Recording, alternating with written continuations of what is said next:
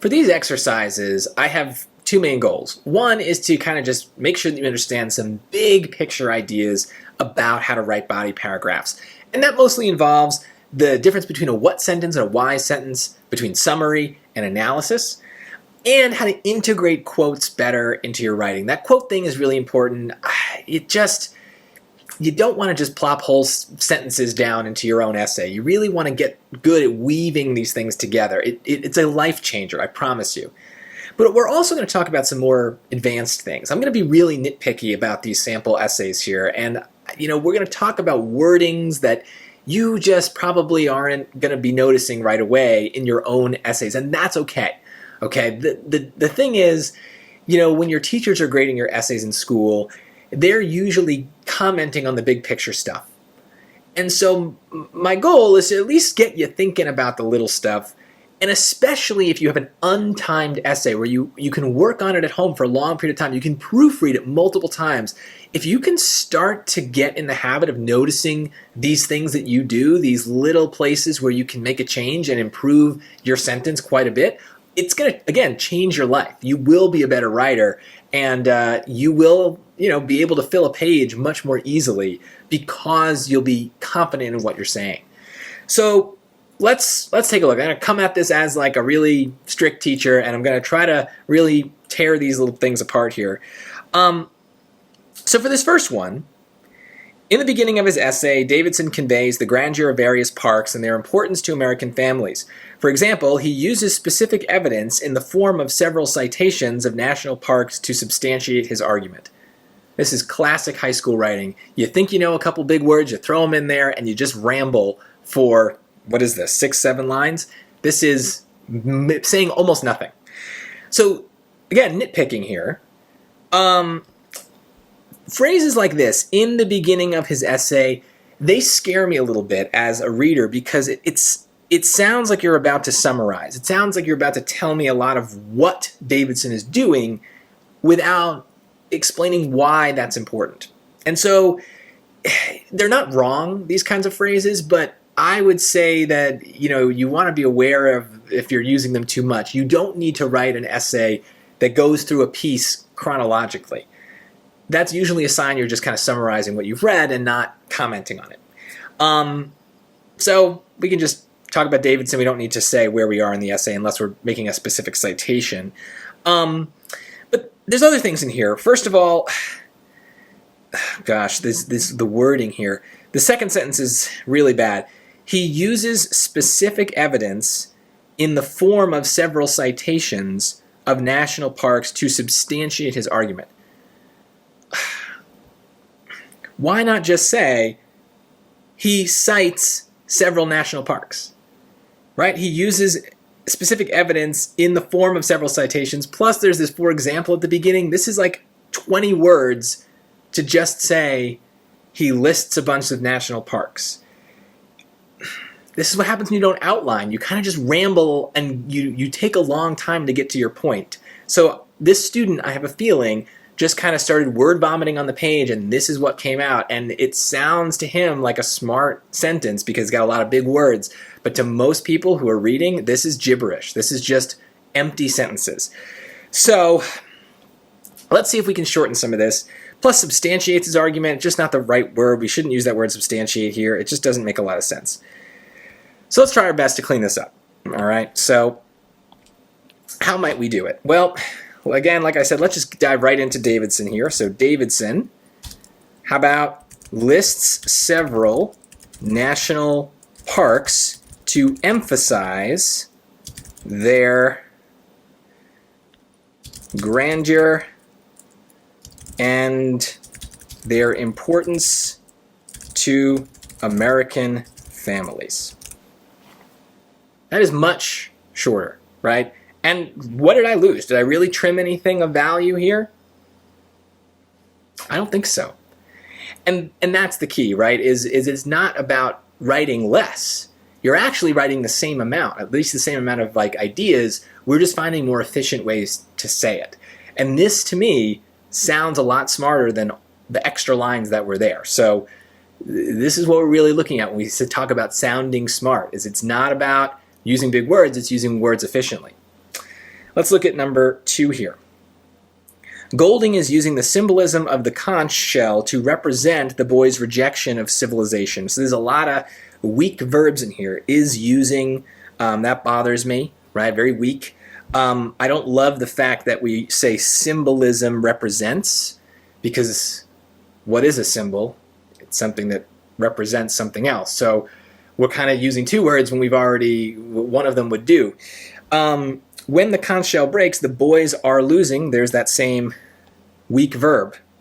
Is using, are losing, the rules that kept them behaving like a proper society. So when I say weak verbs,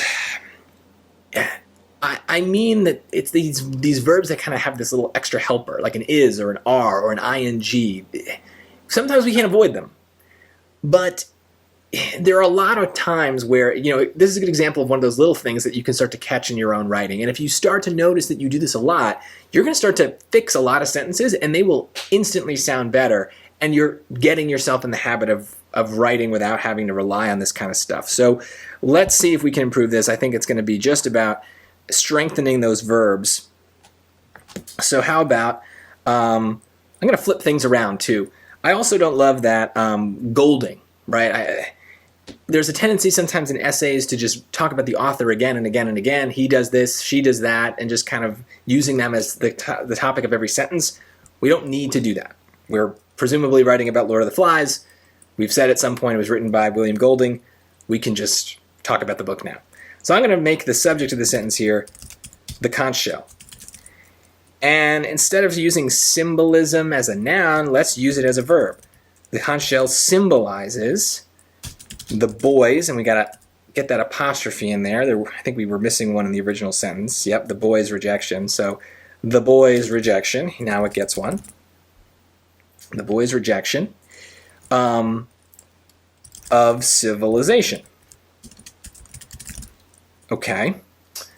When the conch shell breaks, I like that part. When the conch breaks, the boys have finally lost, so instead of are losing, lost their connection to the society that they left behind. So I'm tweaking things a little bit, maybe adding a little extra something that wasn't quite there. But the key differences that I want to emphasize here are, look at these verbs. These are so much better. Symbolizes and lost, that is a lot stronger than the is using and are losing kind of verbs that we saw before. It's about a verb being active and doing the work of the sentence. It takes practice, but those is and are words are noticeable. So you can, if you're proofreading, start to notice them in your writing and start to fix them before you hit submit. All right, number 3. I really, this is one of my favorites.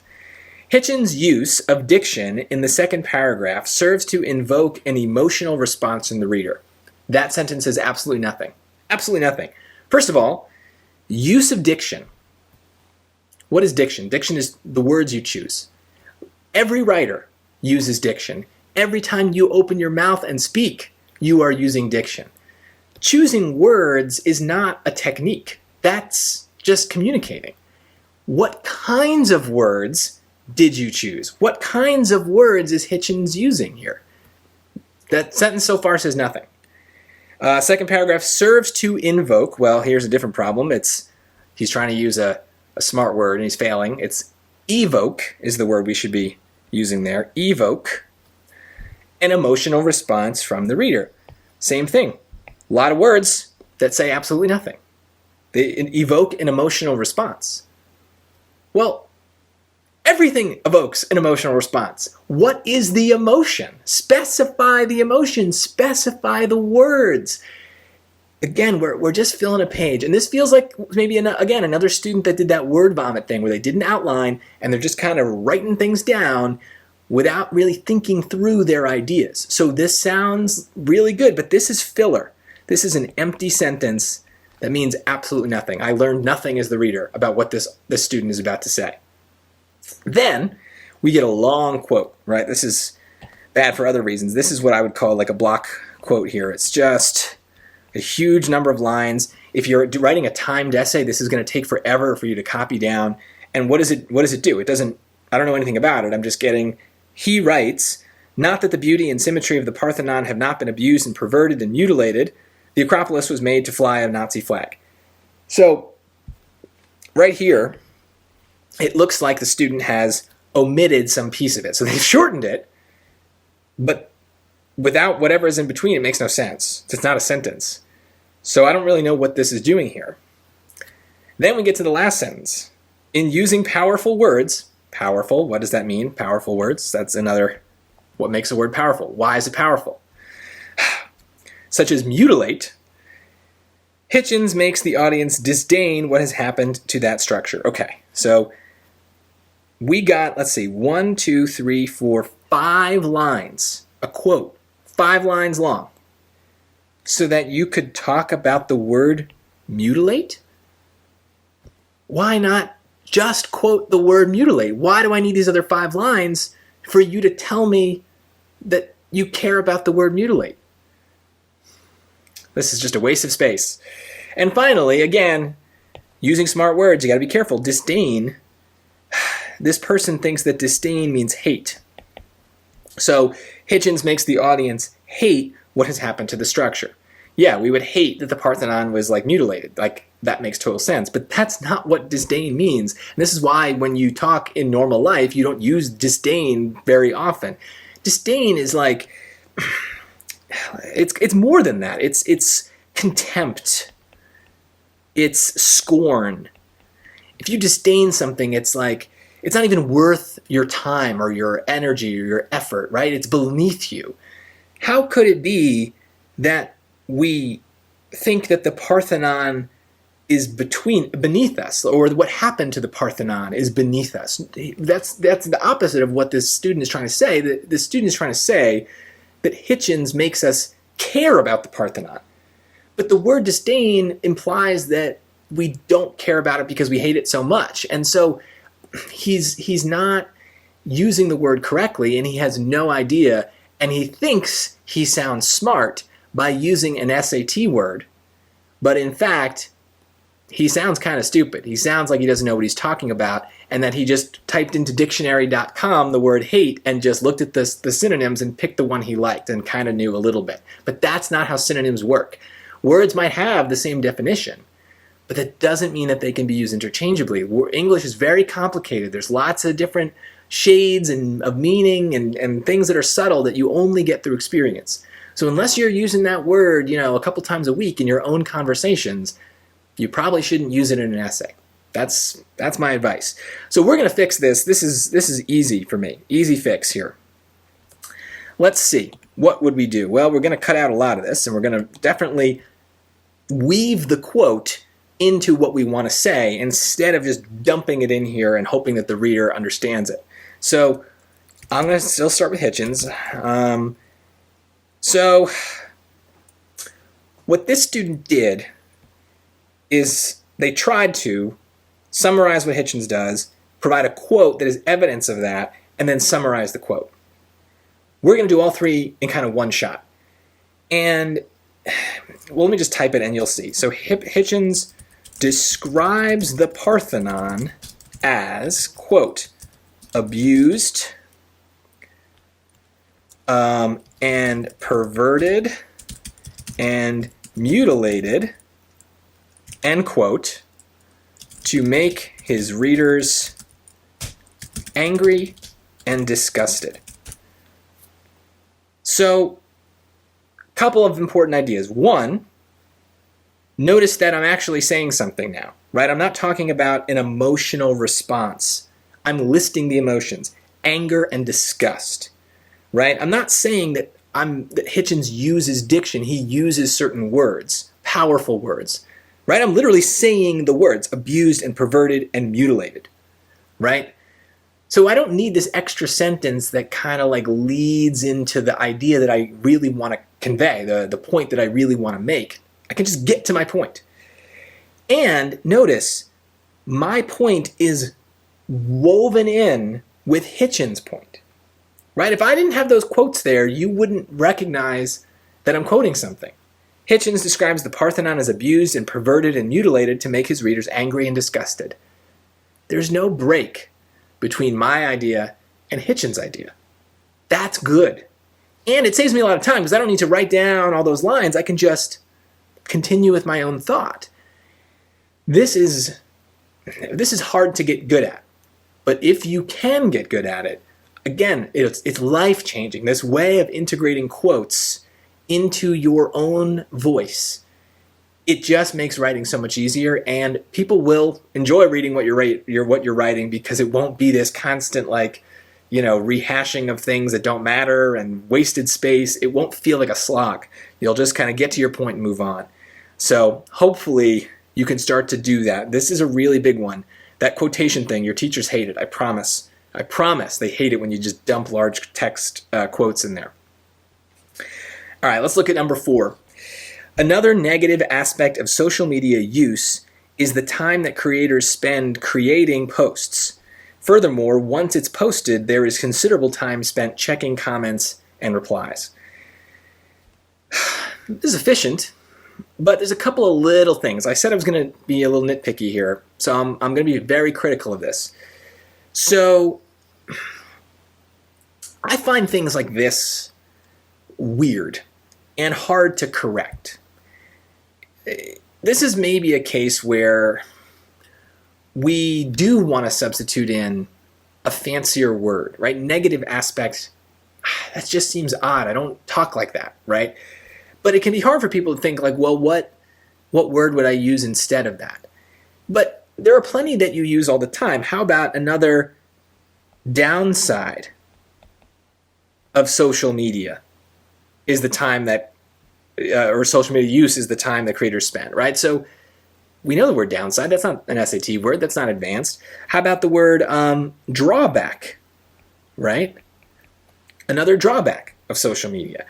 But we have even simpler solutions here. How about another problem with social media? You know the word problem, right? A bad thing. So I don't know why people write like this. If it's because they think negative aspect sounds smarter, or if it's that they just truly can't come up with the word problem during a timed essay. I really don't know. Maybe it's some people it's one and some people it's the other, but I hope that you hear the phrase negative aspect and are like, oh, that's weird. I don't say that ever. It's odd. The main kind of thing also to worry about, and so my advice has been, this is gonna be a little contradictory. That's why I'm trying to choose my words carefully here. My advice has been not to use fancy words, right? To use simple words, and this certainly does a lot of that. And we don't want to go synonym hunting and find fancier words to substitute in just because we want a fancier word. But a time when we do want to make some substitutions is when things like this happen. Another problem with social media use is the time that creators spend creating posts. Furthermore, once it's posted, there's considerable time spent checking comments and replies. So notice this student has basically used some simple words, which is good, but they're kind of using the same words over and over and over again. And so that's a case where you do want some synonyms, but there are simple synonyms, or there's just better ways to phrase what we want to say that avoid these like doubles of the same word. I also just think, just kind of while we're on weird stuff, I also think that furthermore, I want you to think about how many times you said furthermore in the past week in a normal conversation. Probably 0. It's a weird word. Yeah, it's fine. It's correct. But it's kind of weird. And I don't think that it really adds much. And so it's, again, one of those places where you're trying to kind of like make yourself sound smarter, but it just comes off as weird. So just write like you talk. It's much, much better. So let's take a look at how we might kind of clean this up a bit. So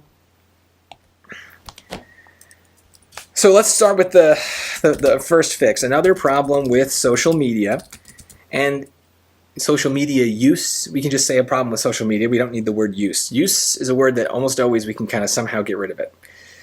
Another problem with social media is the time it takes to create posts. Okay, so I got one creator gone. Even more time, now I am going to double up, I'm going to use the word time again, is wasted checking comments and replies later. This is not the best writing, but I think it gets the job done. Now, why did I use the word time twice? Here I deliberately did it because that's the emphasis I want to, that's the point I want to emphasize, right? Is the problem is the time, right? So there's the time it takes to create and even more time checking the post afterwards, right? So repetition can be good. In this student's repetition was not good. It sounds weird. It's not really there for any purpose. It's kind of just there because the student didn't proofread or didn't, have another way of saying what they wanted to say.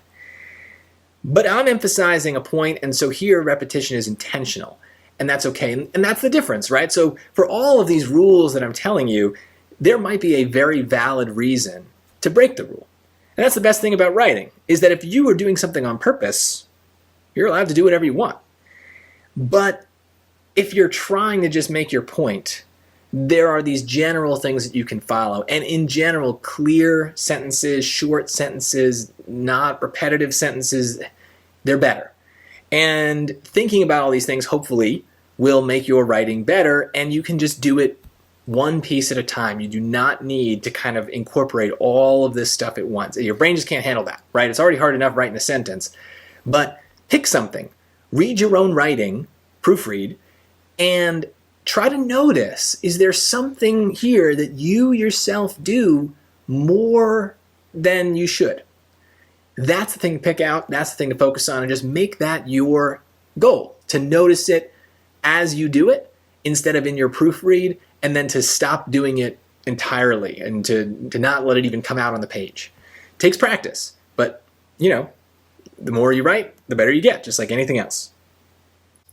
For exercise 2, I'm not going to get into as much detail with everything. I'm kind of just going to read this sample body paragraph as if I were a teacher grading it, and what might jump out to me right away, and maybe some initial thoughts on how you might fix it, but I'm not going to come up with an entirely different version of this body paragraph. You could absolutely try that, and you can maybe see how you would argue this point or the opposite of this point using the source material. But let's see what it's noticeable kind of right away here. So, another reason that fares should be eliminated for public transit is the doom loop. So this is doing something that a lot of students do. Is every introduction, every paragraph is kind of like a repetition of the question, right? Look at the question. Today in preparation, blah, blah, blah, you should take a stance on the topic of fare-free public transit. Another reason that fares should be eliminated for public transit is the doom loop, right? So you don't need to always start with that kind of stuff. You can, presumably, this is the body paragraph that's already within an essay where you have made clear with a clear thesis what you are arguing. So you can trust your reader a little bit, so you don't have to constantly remind them of what your point is. Hopefully it should be obvious from everything else you're writing what your point is. You don't need to repeat it. I also don't love that we're just kind of dropping doom loop in there very casually as if everyone's going to know exactly what we're talking about. That is mentioned in the source, but it might be worth explaining a little bit. Now, I think that is what this quote is then trying to do, is, just kind of assuming that that this is the explanation. So here's another kind of big block quote of text here. When operational costs are covered by passenger fares, cities risk a shortage of funds when ridership is low. Literally word for word, we just took an entire sentence out of the source and plopped it here with no explanation. I really don't know why it's here. I guess it's a definition. And then the next sentence is kind of just repeating it. So this is more just like a summary of that quote. If there are fewer passengers because of an event like COVID-19, then there won't be as much money to pay for maintenance of the system. Well, there's probably a better way to say those two sentences, the quote and the explanation of the quote, in just one sentence where we pick the parts of the quote that matter most. So I can't come up with that off the top of my head, but I am sure that there's a cleaner way to do that. But let's keep looking, because it does change. It does get a little bit better. As with any other product, consumers are less likely to pay for something that's poor quality. That is nowhere in the source. This is an original idea. So, to me, this is pretty good. This feels also like a why sentence, right? So that's a good thing. That's, as with any other product, consumers are less likely to pay for something that's poor quality. This is good. This is analysis. This is commentary. This is synthesizing someone else's point and adding to it and making it your own. This is good writing. Then we've got a great sentence, and this is kind of a counterexample to the quote that we just saw. Here we have a much better integration of the quote. Riders won't pay to ride on broken down trains with longer wait times. Instead, they'll spend their money on Ubers and Lyfts, which creates its own doom loop because these cars increase the traffic problems that public transit is supposed to alleviate. This is awesome. Lots of points for this student for doing this. So obviously we have the quote that's integrated. So it's weaving the quote. That's good. I also love that we've got that phrase doom loop is kind of being repurposed, right? This is not the doom loop that's being talked about in the source, but the student has enhanced what that source is talking about and is adding more to it. That's great, giving it her own little flavor here. One little thing here, I'm gonna be a little picky. The riders won't pay to ride. It's not great. You know, if it's a timed essay, it's a first draft, that's okay. No one's gonna, really fault you too much for that. But, if you were working on this at home, you'd want to catch that. Okay, let's keep going. We're here. Because these cars increase the traffic problems that public transit is supposed to alleviate. Okay, and that right there is the correct usage of that SAT word, alleviate. It means to improve or help.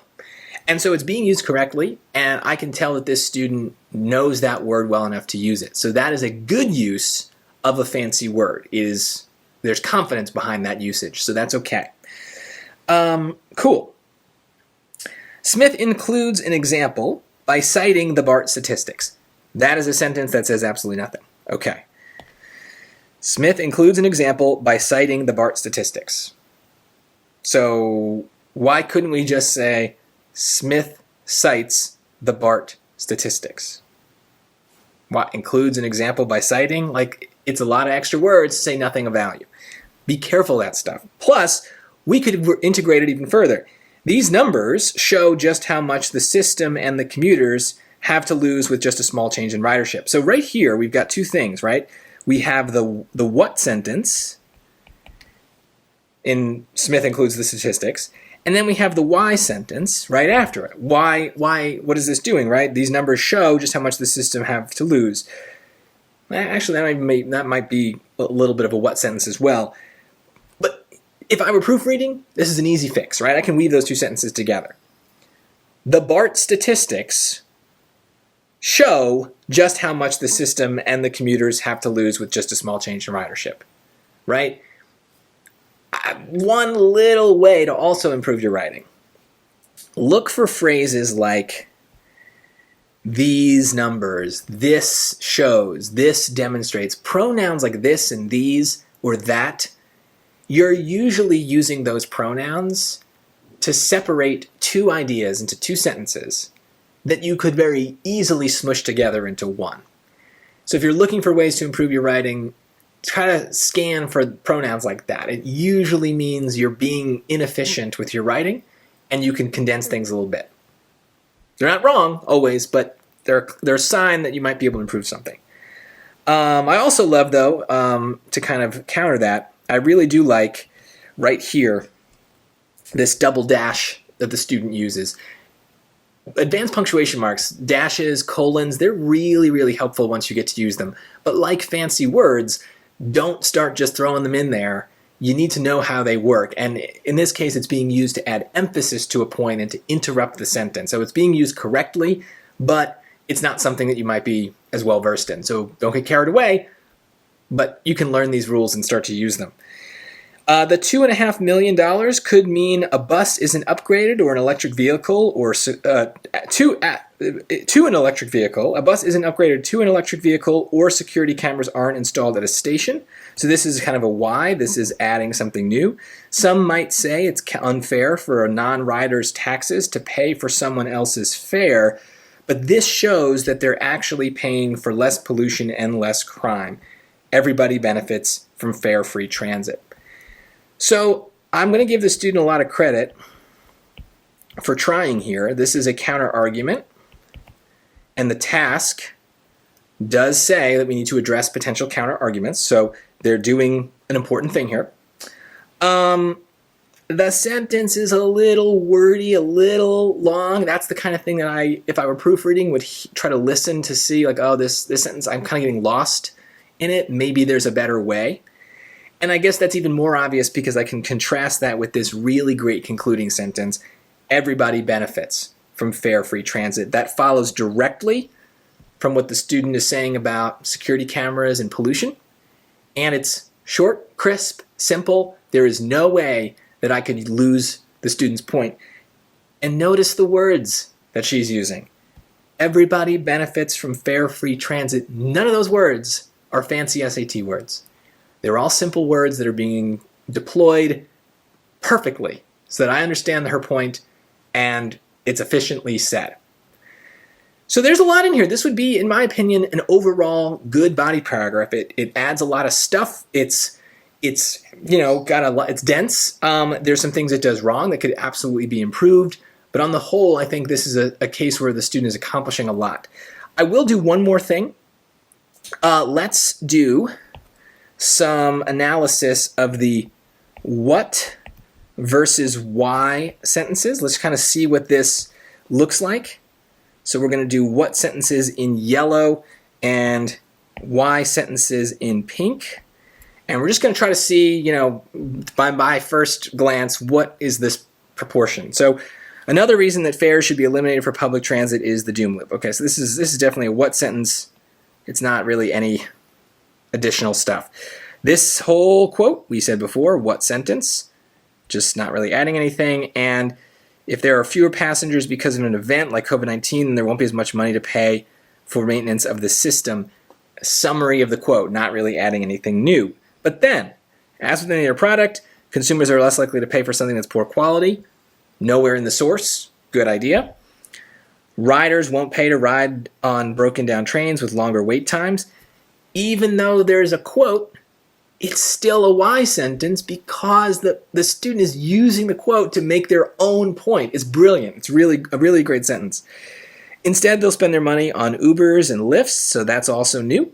The new version of the doom loop, because these cars increase the traffic problems that public transit is supposed to alleviate. Here is a what sentence again. Smith includes an example by citing the BART statistics. These numbers show just how much the system and the commuters have to lose with just a small change in ridership. Honestly, I'm going to change what I said before. I think that that's more of a what sentence. It's kind of just saying, okay, what's the number? The 2.5 million, that's more what, could mean a bus isn't upgraded to an electric vehicle or security cameras aren't installed at a station. That's new. Some might say it's unfair for a non-rider's taxes to pay for someone else's fare. More new stuff. But this shows that they're actually paying for less pollution and less crime. Everybody benefits from fare-free transit. So you can see it's maybe about a 50-50, maybe even a little bit more why than what. And if it's 50-50, that's awesome. You probably want to start, getting better and better at making it like, 60% why, 70% why. But honestly, 50% is really good. I bet that most of your essays are not that dense. They're a lot more what than you might notice. So again, it takes practice, but thinking about quotes in a new way will absolutely help. Recognizing the difference between a what sentence and a why sentence just gets it on your mind so that you can start to see things differently.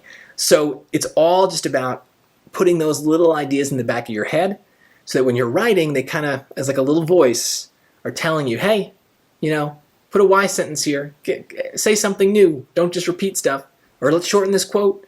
Those little things add up, and suddenly it turns out that you're writing the same amount, but it's so much more dense with your ideas, and your teachers will notice that, and the graders of standardized tests will notice that. And when you get to college, it's a big deal if you've already learned how to write like this, because this is the standard that colleges are going to hold you to. So it takes practice, but just like any other skill, the more you write, the more you try to improve, the better you'll get. I promise it works like that.